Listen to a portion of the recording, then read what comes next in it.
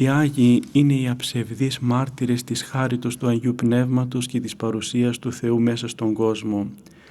Ανάμεσα στο νέφος των Αγίων, μαρτύρων και οσίων υπάρχουν μερικές μορφές που κερδίζουν περισσότερο τη συμπάθεια και το θαυμασμό μας και ας μην είναι ευρύτερα γνωστή. Μια τέτοια ιερατική μορφή είναι ο Άγιος Νικόλαος Πλανάς. Οι γονείς του καπετάν Γιάννης και Αυγουστίνα ήταν καλοκάγαθοι άνθρωποι με τον απλό χαρακτήρα των νησιωτών. Ήταν από τους πιο ευκατάστατους ναξιώτες, αφού εκτός από την κτηματική περιουσία είχαν και εμπορικό καΐκι που εκτελούσε δρομολόγια από Νάξο για Σμύρνη, Κωνσταντινούπολη, Αλεξάνδρεια. Είχαν ακόμα και πατρογονική εκκλησία του προστάτη των ναυτικών Αγίου Νικολάου, μέσα στην οποία ο μικρός Νικόλας έκανε τις πρώτες παιδικές λειτουργίες και προσευχές.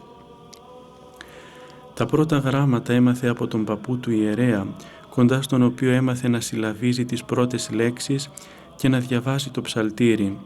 Μαζί του πήγαινε στις λειτουργίες στα αμέτρητα εξοκλήσια, διακονούσε στο ιερό βήμα και παρατηρούσε κάθε κίνηση και κάθε λέξη του αγνού εκείνου ιερέα που πιστά εφάρμοζε τα γράμματα και την παράδοση της Ορθοδοξίας.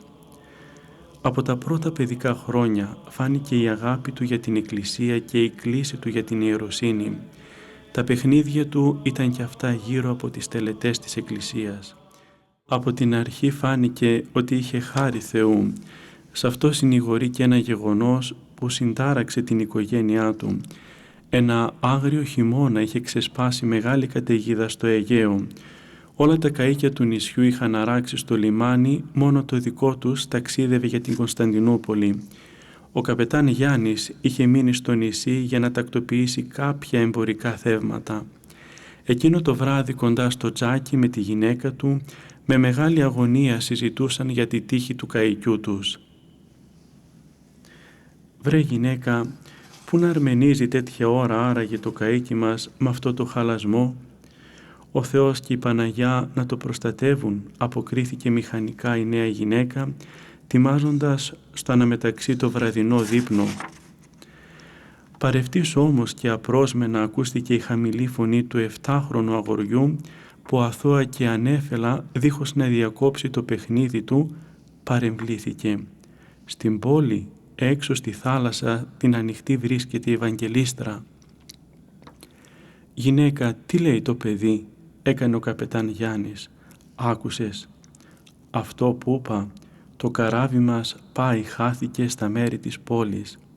«Θεός και Κύριος», φώναξαν θορυβημένοι οι πλανάδες και σταυροκοπήθηκαν. «Τι είναι αυτά που λες, παιδάκι μου, τι έπαθες και κακομελετάς?»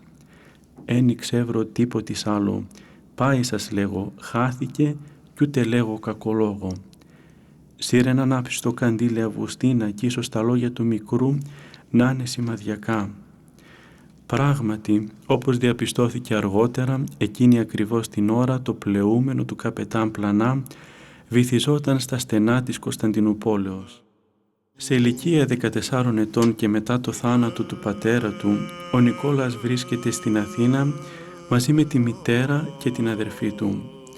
Μέσα σε ένα περιβάλλον με περίεργες αντιθέσεις και πολλούς προβληματισμούς ζούσε ο έφηβος πια Νικόλας, ο αγνός ναξιώτης που δεν ήταν με καμιά δύναμη διατεθειμένος να πετάξει όσα καλά είχε πάρει από το όμορφο νησί του. Στις ώρες της σχόλης αναζητούσε πνευματικούς ανθρώπους και φωτισμένους κληρικούς με τους οποίους είχε ωφέλιμες συζητήσεις.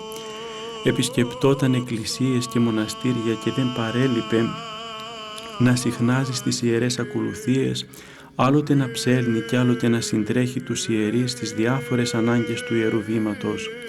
Όπου μάθαινε ότι γινόταν ολονυκτία, έτρεχε διψασμένος για να δροσιστεί από τη γλυκύτητα της προσευχής και των ιερών ψαλμοδιών. Κοντά στο Θεό ένιωθε ασφαλισμένος, έστω κι αν δεν είχε δεκάρα στην τσέπη του. Τον έτρεφε η λατρεία και τον γαλήνευε ο Θείος Λόγος που συχνά άκουγε από πνευματικούς και μοναχούς αγιορείτες. Την Κυριακή πήγαινε στη μεταμόρφωση της πλάκας και βοηθούσε τους ιερείς στο διάβασμα και σε άλλα διακονήματα που του ανέθεταν. Έτσι ο Νικόλας σιγά σιγά προσκολήθηκε στη δική τους οικογένεια, μέσα στην οποία έβλεπε να πραγματοποιούνται οι παιδικοί του πόθοι για την ιεροσύνη. Μέρα με τη μέρα διαπίστωνε ότι ήταν από το Θεό καλεσμένος για το υπερμέγιστο αξίωμα. Ήταν πια σε ηλικία που θα έπρεπε να πάρει την απόφαση. Η μητέρα του, γεννημένη σε ιερατική οικογένεια, με παράδοση ήθελε το παιδί της να ακολουθήσει τα χνάρια του πατέρα της, του καλοκάγαθου Παπαγιώργη Μελισσουργού. Στον κύκλο των συμπατριωτών της βρέθηκε μια καλή κόρη από τα Κύθυρα, η Ελένη Προβελέγγιου. Το μυστήριο του γάμου έγινε την Τρίτη Κυριακή του Πάσχα των Μυροφόρων, στη μεταμόρφωση της πλάκας το έτος 1879. 3 μήνες αργότερα, στις 28 Ιουλίου, στον ίδιο ναό, χειροτονήθηκε διάκονος και εισήλθε στην υπηρεσία της Εκκλησίας. Μετά τη χαρά όμως ήλθε ο πόνος. Μετά τη γαλήνη ξέσπασε άγρια καταιγίδα. Το 1880, μετά τη γέννηση του παιδιού του, που για τον καπετάν πατέρα του ονόμασε Γιάννη, ξαφνικά έχασε τη σύζυγό του. Έμελε ο Άγιος του Θεού να κρατήσει και αυτό το σταυρό της χειρίας. Με τον θάνατο της Ελένης βρέθηκε στο πέλαγος σαν καράβι χωρίς τιμόνι και τότε άφησε τον εαυτό του και το παιδί του στο έλεος του Θεού. Σαν τους γενναίους αγωνιστές που στη φωτιά της μάχης δεν αποκάνουν, στάθηκε ο νεαρός διάκονος, πάλεψε, προσευχήθηκε, ζήτησε τη βοήθεια του Θεού και πήρε την απόφαση να αφιερωθεί ως καλόγερος πια στην Εκκλησία.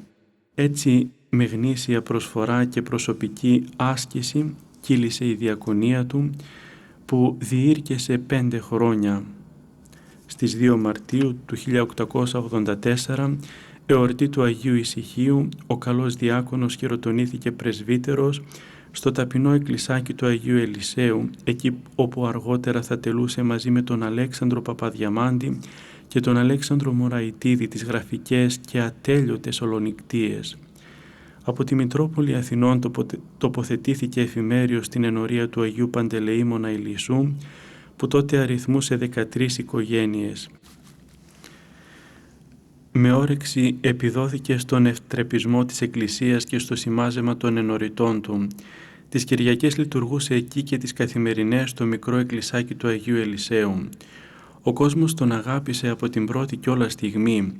Η νησιώτικη ευλάβειά του, η καλοσύνη του, η αφιλοχρηματία του, η σεμνότητά του και ο ζήλος του για τη Θεία Λατρεία συγκέντρωσαν γύρω του πολλούς.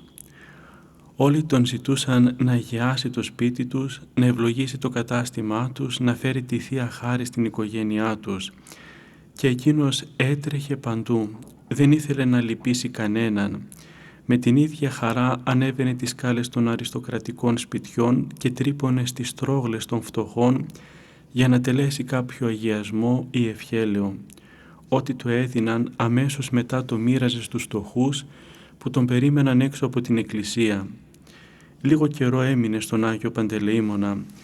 Με τη μεσολάβηση κάποιων ενοριτών μετατέθηκε στον Άγιο Ιωάννη της Οδού Βουλιαγμένης, λυπήθηκε για το γεγονός, αλλά δόξασε το Θεό για την καινούρια πόρτα σωτηρίας που του άνοιξε. Μια μέρα φεύγοντας από τον Άγιο Ιωάννη για να πάει στο σπίτι του, έκλαιγε στο δρόμο.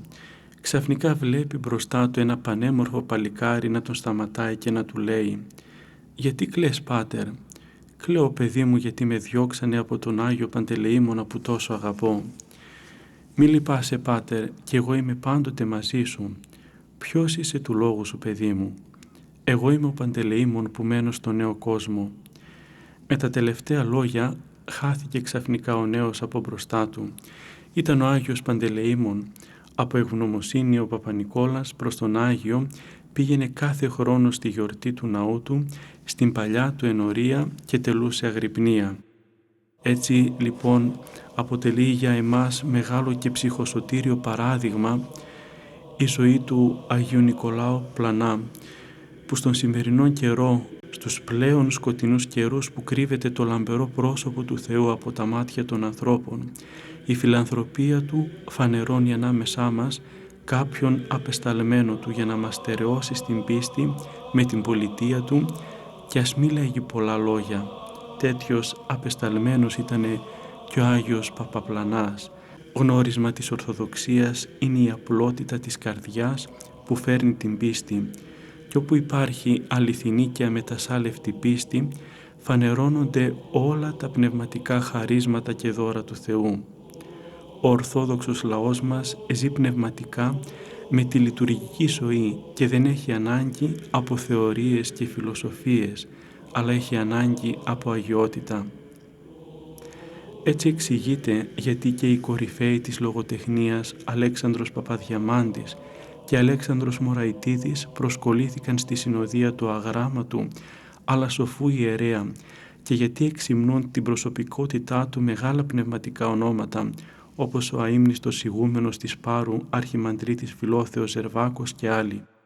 Τον Μάρτιο του 1932 μια ζωή αγιασμένη έφτανε στο τέλος. Ο Παπα-Νικόλας, κουρασμένος σωματικά από τον αγώνα της ζωής και την άσκηση, ετοιμαζόταν για το αιώνιο ταξίδι. Την Κυριακή του Ασώτου λειτουργήσε για τελευταία φορά. Μόλις κατέλησε το Άγιο Ποτήριο, έπαθε ελαφρά λιποθυμία και οι χριστιανοί τον έφεραν στο σπίτι, όπου ο γιος του Γιάννης και η νύφη του Μαριγούλα πρόσφεραν τις τελευταίες υπηρεσίες τους στον Άγιο Ιερέα Πατέρα τους. Φώναξαν γιατρούς, έκαναν το παν, αλλά ο γέροντας είχε πάρει το δρόμο της Άνω Ιερουσαλήμ. Στο σπίτι ήταν μαζεμένοι φίλοι, γνωστοί, πνευματικά παιδιά και διάβαζαν να ακούει ο γέροντας τις αγαπημένες του ακολουθίες, τους χαιρετισμούς και την παράκληση της Παναγίας. Εκείνος, βυθισμένος σε άλλους κόσμους, πότε-πότε σταυροκοπιόταν και ψιθύριζε λόγια προσευχής. Στις ώρες της σιωπής τον άκουγα να λέει «Τι φως είναι αυτό, δεν μπορώ να το θωρώ. Τι όμορφο παιδάκι που είναι, η Θεία Χάρις να σας ευλογεί, των δρόμων τετέλεκα, δόξα σοι ο Θεός». Ήταν 10 το βράδυ όταν σαν πουλάκι παρέδωσε το πνεύμα του. Αμέσως ήλθαν οι ιερείς, τον ετοίμασαν και διάβασαν μέχρι το πρωί το ψαλτήρι. Στις 9 τον μετέφεραν στην εκκλησία του Αγίου Ιωάννη, όπου τέθηκε η σεπτής ορός του σε προσκύνημα. Οι πένθυμες καμπάνες διέδωσαν το θλιβερό γεγονός σε όλη την Αθήνα. Το τι έγινε δεν περιγράφεται. Χιλιάδες οι προσκυνητές, μικροί και μεγάλοι, άνθρωποι του παλατιού και απλές ζητιάνες της λαχαναγοράς, καθηγητές και δικηγόροι, μοναχές και νέες κοπέλες, μικρά παιδιά και γέροντες, γύρω στο λείψανο του αγαπημένου τους πνευματικού πατέρα. Όλος ο κόσμος με μια φωνή φώναξε «Άγιος, είναι Άγιος». Με τη δύση του ηλίου μετατέθηκε το αστέρι της Εκκλησίας στο φωτεινό στερέωμα του ουρανού. Το σώμα του τάφηκε στον περίβολο της Εκκλησίας του Αγίου Ιωάννου. Η Εκκλησία της Ελλάδος ζήτησε από το Οικουμενικό Πατριαρχείο την αναγνώριση της αγιότητος του Παπα-Νικόλα Πλανά, το οποίο με ειδική συνοδική πράξη τον κατέταξε στο Αγιολόγιο της Ορθοδόξου Εκκλησίας και όρισε να εορτάζεται η μνήμη του στις 2 Μαρτίου.